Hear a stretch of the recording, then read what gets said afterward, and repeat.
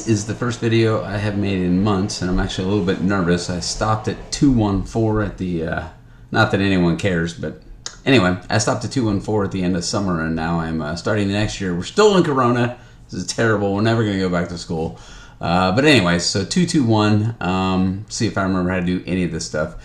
And I apologize for the quality of this video, although I'm sure it's a fair retort if you say none of these videos are good and you didn't notice this one being any worse. But dilations. Today you will investigate a transformation called the dilation that enlarges or reduces a figure while maintaining its shape.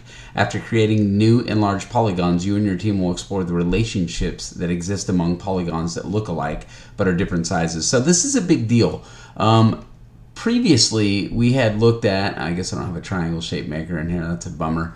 But previously we had looked at triangles that were like the same shape and the same size. Now we're going to be looking at triangles that are the same shape but different sizes. So this is congruence and this is similarity. So we're moving away from congruence now, which we just got done reviewing, and we're moving into triangle similarity. So I just want to make that clear as this is the first step down that road.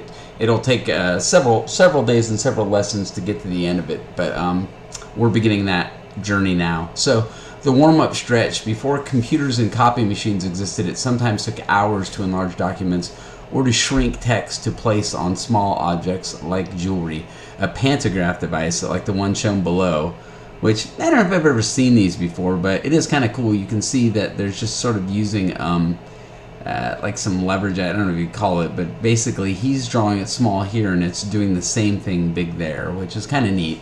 I've not used a pantograph. This was not the technology in my childhood, despite what you may think, but it is just shows how ingenious people are and have always been. Anyway, so a pantograph device like the one shown below was often used to duplicate and enlarge written documents and artistic drawings. During this activity, discuss the following questions with your team. What will the image look like? What does the image have in common with the original? And what is different about the image? Be specific. And how is the image oriented? And again, we're looking at similarity, the same shape, but different sizes. So that's what we're looking at, and that's why dilation, if you think of the way your eyes dilate, the pupil stays the same shape, but it gets bigger and smaller as it goes. So that's kind of the deal there. So it says stretching a figure as you did in problem 246 is a transformation called a dilation. What does a dilated image have in common with the original figure? Well, it has the same shape, but not the same size. By the way, in Integrated 1, we did rigid transformations. We did rotations, reflections, and translations. And in those transformations, everything stayed the exact same shape, same size. In this one, again, it is not a rigid transformation. A dilation is not rigid because the size does not stay the same. I can't say that enough. Obviously, I said it a bunch of times, so hopefully we're on the same page. So to answer this question, your team will create dilations you can use to measure and compare. So I'm going to open this in a minute, this resource page. We have this diagram here. It says, imagine that a rubber band chain is stretched from the origin, again origin is 0.00, so that the first knot traces the perimeter of the original polygon. Dilate the polygon from the origin by imagining a chain of 2, 3, 4, and 5 rubber bands. And we're going to make A prime, B prime, C prime, and D prime. Hopefully we remember that just means it's like junior, like Jim Senior and Jim Junior. This would be the junior, and the A, B, C, D would be the senior. Each team member should pick a different number of rubber bands. For example, if your job is to stretch A, B, C, D by imagining 3 rubber bands, A prime should be located as shown in the diagram at right. So there was 1 rubber band, and then you went over 3 and up 2 to get 1 rubber band. Well, you go over 3 and up 2 again to get the second rubber band, and over 3 and up 2 again to get that third rubber band. So you can see that's where that point would go. And there's some interesting things that come out because of this. And then it says carefully trace your dilated polygon from diagrams number 1 on tracing paper and compare it to your teammates' polygons. How are the 4 dilation images different? How are they the same? So I'm going to pause the video right now and set up this resource page and then continue. I think what I'm going to do is I'm going to change the colors here. So this is going to be 2 rubber bands. This color will be 3 rubber bands.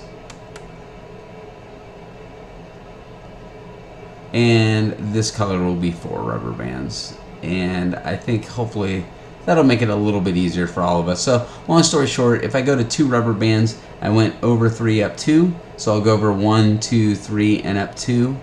I'll just call this one A prime. I go over 1 up 2, so I'll go over 1 and up 2. You can see it has the exact same slope, right? So here I'm going to go over 2, down 2, so I'll go over 2, down 2. This will be C prime, and here I'll go over 1, down 2, over 1, down 2. This will be D prime. I will get my straight line tool and try and connect these dots. So you can see what we have here is we have the exact same shape, but obviously it's bigger now because we used the B prime. I'm sorry, we used twice as big, right? 2 rubber bands instead of 1. Now I'm going to change the color again and do 3. So again, I went over 3 up 2, over 3 up 2. I'll go over 3 and up 2. Uh-oh, I still have my tool in there. So I'll call this one A double prime. This one I went over 1 and up 2, so I will go over 1 up 2, and I will call this B double prime. What am I doing there? So I will call this one B double prime. This one I went over 2, down 2, so I'll go over 2, down 2 here to get C double prime. And this one I went over 1, down 2. So there we go. There's going to be my D double prime. Again, I'll go to my straight line tool, and you can see that we have the exact same shape and the exact same size. I'm sorry, exact same shape, different size, my mistake. All right, I'm gonna pause the video and do 4 rubber bands so you don't have to sit through it. Here is the 4 rubber bands. You can see again, it just keeps getting bigger and bigger. I do wanna point something out though. Look if I follow that slope, and I'm not sure that yellow is the best color, so maybe I'll go back to black. But look if I follow that slope out. You can see it hits all those points. And if I follow this slope out, it hits all those points. Some of you artistic people probably know, I think this is called like a horizon point or something like that. I can't remember. Where all the points draw a line back to it. I don't know. I'm not an art guy, but I think you get the idea. Long story short, this is what this looks like. I will go ahead and pause the video again to jump back over to the page. Diagram number 2 on the resource page, dilate it by a factor of 3 with 3 rubber bands, and then do your observations from part B still apply. The idea that we had the same shape but different sizes. So let's jump back over here and let's do this one. It gives us a point of dilation, and that's super important. So just make sure we realize how important that is because it's our starting point. So if I went over 2, I'm going to go over 2, up 2, I'm going to go over 2 and up 2 again. A lot of time kids get confused with this and they'll like start back over at origin or something. That's not the case. If they give you a point, that's how our moves are going to determine. So H is over 1, 2, 3, 4, 5, 6, 7, 8, 9, and up 1, 2, 3. So I'll go over 9, 1, 2, 3, 4, 5, 6, 7, 8, 9, and up 3. And that will give me H prime. And then here I went 1, 2, 3, 4, 5, 6, 7, 8, 9, 10. I'm just noticing the scale, so I will go over 10 more. I wish I had noticed the scale earlier. It would have made it faster. I also probably should have picked a different color, so I will change my triangle to red just to see kind of what this looks like. So the question we have to ask ourselves is, are these the same shape? They do appear to be the same shape. Are they the same size? They do not appear to be the same size. Again, from my point of dilation, I will draw a line. And actually, I kind of missed there, didn't I? From my point of dilation, I should see that it goes straight through all the points if I did it correctly. I kind of missed there, but hopefully you saw that it was lined up. So you can see we still have that kind of horizon point. So it is kind of working out for us. I feel pretty good about what we're looking at with these two things, and hopefully you're kind of understanding, again, same shape, different size. To continue along here, similar polygons. Is one of these sailboats different from the others? Are all 4 sailboats unique? Do any of the sailboats have something in common? So we use the word similar to describe two polygons that look alike but may be different sizes. More specifically, similar polygons can be mapped onto each other with the sequence of rigid transformations and a dilation, right? So when you move it around and then once it's lined up, we dilate it by making it the same size. So your task for each of the polygons below, 3 are similar, that is, they are related through a sequence of transformations including dilation, and 1 is an exception. What is the exception in each of the polygons? So it says use tracing paper. This one's pretty easy, right? Here, the sail is folded, the sail is folded, the sail is folded, the sail is not folded. So I definitely think that that's probably the one that isn't the same. I will pause and reopen these two. It's just something about the way my brain sees things. So first of all, they do ask us to use tracing paper. And if we use tracing paper, I think it would be a lot easier to determine this. But I want you to look at this corner right here. That's an obtuse angle. That's an obtuse angle. That's an obtuse angle. Hopefully you remember obtuse means more than 90 degrees, right? Those angles are all more than 90. That one is not. So D must be the one that doesn't fit here. And then over here, if we look, again, I think this would be a lot easier to tell if we had tracing paper, which we don't, but the book tells me it's G. Again, I'm going to look, that looks like a fatter obtuse, and a fatter obtuse. This is still obtuse, but it looks closer to a 90 degree, so I'm going to say that G is not the one there. And then finally, and this is kind of really where we're heading into with triangles, right? I mean, these were just to get the idea. This whole section is just to give an idea of what similarity is and how dilations work. But now we're going to kind of jump into some triangles there. So examine the triangles below. They're drawn to scale. Are they similar? Justify your answers. Use tracing paper. So if we use tracing paper, we should be able to kind of flip it over and see they look the same. But here's what I want you to look at. The smallest side here is 5. The smallest side here is 10. So here the medium size is 8. Here it's 16.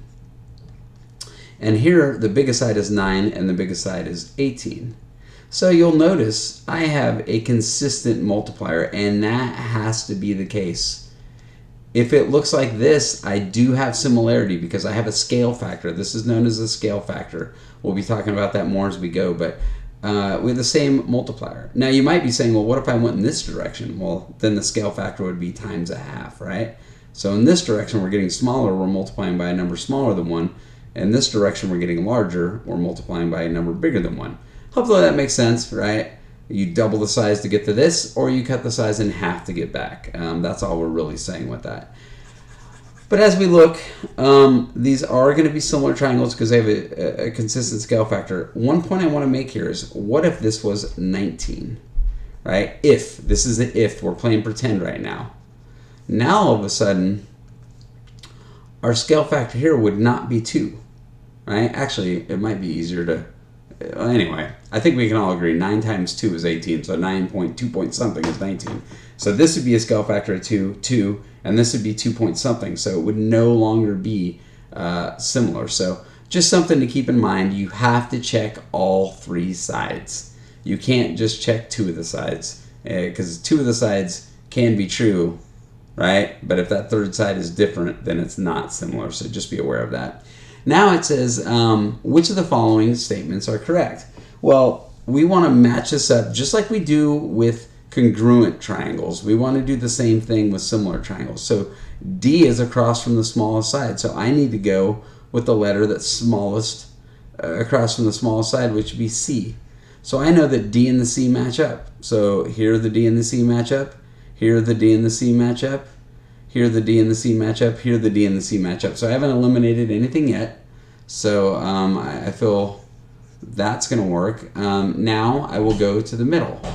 G is across from 8 and A is across from 8. So I know the G and the A go together. Here the G and the T go together, so it can't be this one. Here the G and the A go together, so that's probably looking good. Here the G and the T go together. That can't be the case because, again, the G and the A are both crossed from the middle ones. And here the G and the A also go together. So I don't know what I screwed up here, but I feel like I screwed something up. The G and the A. All right. And then finally, let's look at the last one here. Here, O is across from the biggest, and T is across from the biggest. So O and T go together, and O and T go together. So it says, which of the following statements are correctly written and which are not? I would say 2 is correctly written, and I would say 4 is correctly written. Again, because the D matches up with the C, the O matches up with the T. It doesn't matter if it comes in the second or third spot, and the G matches up with the A. So there was 2 correct answers here and 2 wrong answers here, and hopefully that makes sense. The Weird VV making back videos. Anyway, I'm done, so we'll just leave it at that. We don't need to criticize. Have a great day.